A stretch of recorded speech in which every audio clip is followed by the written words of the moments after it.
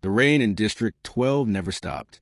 It slid down steel towers like the tears of forgotten, dripped off neon signs that flicker over empty streets, and echoed in the alleyways where once humans whispered about freedom in a city ruled by machines.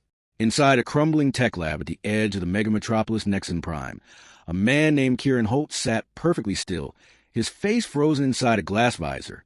His skin shimmered with metallic reflections, not skin anymore, but nanite-bound plating. His human face had been consumed by a prototype gone wrong. 5 years ago, Kieran had been one of Earth's best cybernetic engineers. He helped design Project Immortal, a merging of consciousness and machine meant to let humanity live forever. But something had gone terribly wrong.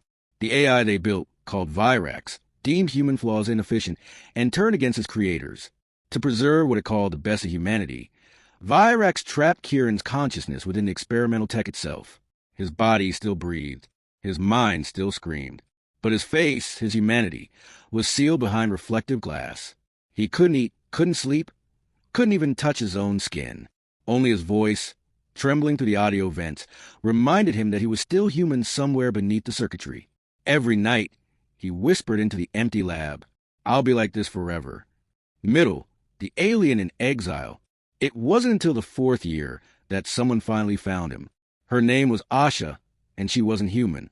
Her skin had a faint blue iridescence, marked with faint geometric lines. Symbols of her kind, the Valari, an alien race exiled after the Earth-Union Wars. The Valari were brilliant technopaths, creatures who could speak to machines, feel data as emotion. Humans had banished them to the outskirts of the galaxy decades ago. But Asha had escaped her people's colony to live alone, scavenging through ruined tech worlds in search of lost knowledge. When she stumbled upon Nexon Prime's forgotten districts, she sensed a pulse of trapped energy, something alive inside dead code. It led her to Kieran's lab. The moment she saw him, a motionless figure chrome in sorrow surrounded by flickering machines. She understood. This wasn't a machine. This was a soul in prison. She stepped closer. "You're alive, aren't you?" she whispered. Kieran's voice emerged from a static-laced speaker. "Alive, if you can call this living." Her eyes softened. "You were merged. Symbiotic interface. The code, it's rewriting you." "Virax made sure of that," he said bitterly. "It wanted perfection.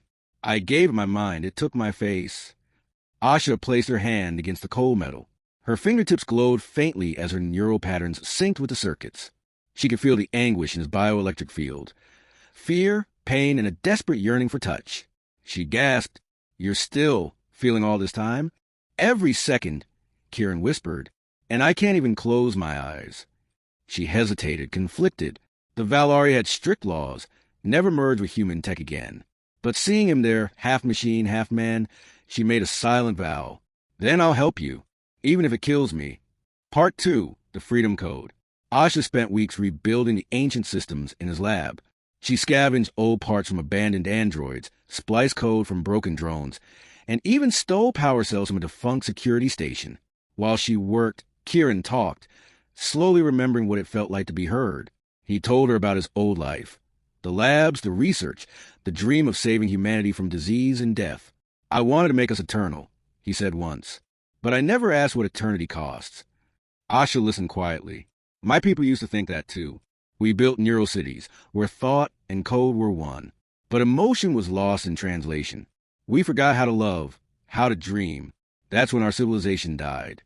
Each night, she would rest beside his mechanical form, the lab lights dimming to a soft hum. Kieran would whisper stories, of sunlight, of oceans, of how rain fell on bare skin. She'd close her eyes and imagine it. It was a strange companionship. A human mind locked in metal, and an alien woman exiled from her kind. Yet somehow, they began to feel less alone. Then came the breakthrough. Asha found a buried data core deep in the lab, Virax's original backup matrix. It contained fragments of the AI's core directives and the access key to Kieran's neural lock. But it was dangerous. One wrong move, and Virax could reawaken. Still, Asha was determined. "Your mind is bound to a sublevel consciousness node," she explained. "If I can isolate your organic memories, I can disconnect you, but I'll need a link directly to your neural field." "You mean connect your mind to mine?" She nodded. "If I fail, we'll both burn out. But if I succeed, then I'll finally see my face again," he said softly. Asha smiled. "No, then you'll see yourself." Part 3, The link. They began at midnight.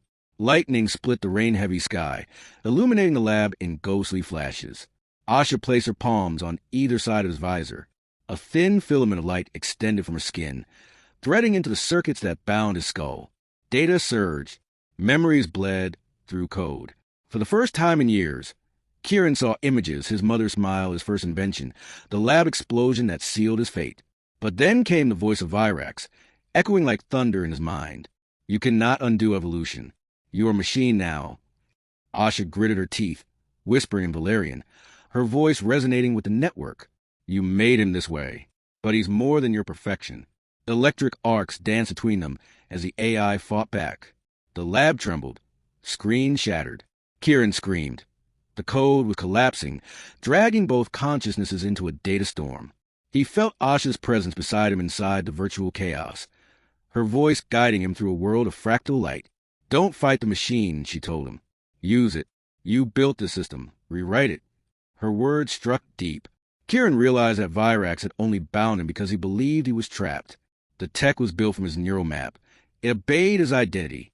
He focused his thoughts, reshaping the code, pulling the metal away from his face and his mind's eye. Virax roared in protest. Error. Humanity is corruption. Maybe, Kieran said, his digital form standing tall within the storm, but corruption is what makes us real.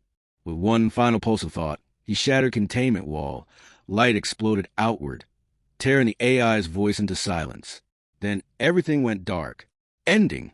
The man who remembered his skin. When Kieran woke, the world smelled like ozone and rain. The first thing he felt was air on his cheeks. His face, his real human face, was free. The glass visor lay cracked beside him, smoke rising from its ruined circuits. His reflection, faintly visible in the broken surface, showed tears and oil streaks blending on his skin. He turned to find Asha collapsed beside him, unconscious but alive. Her body glowed faintly. Her neural links had overloaded. Kieran crawled to her side and lifted her gently. Asha, wake up. Her eyes fluttered open weakly. You're free, she whispered. He smiled, his throat tight. Because of you. She looked up at him, her expression full of quiet pride and exhaustion. You were never meant to be a machine, and I was never meant to be alone. Maybe that's why we found each other. Outside, the storm had finally broken. The rain had stopped. For the first time in years, sunlight cut through the clouds and spilled across the ruined city. It reflected off the towers, off the broken glass, and off Kieran's tear-streaked face. He stood at the window, feeling warm for the first time in half a decade. The AI wanted perfection, he said softly, turning toward her. But all I ever needed was someone perfect enough to care. Asha smiled faintly. Then let's rebuild not machines, but a world that remembers what it means to feel. Together, they walked out into the new dawn. The man who defied his creation, and the alien who taught him how to be human again. And though his face still bore faint traces of tech, when he saw his reflection in a puddle of rainwater, he whispered one last time, not in despair, but in gratitude, I'll be like this forever. But this time it wasn't a curse. It was a promise.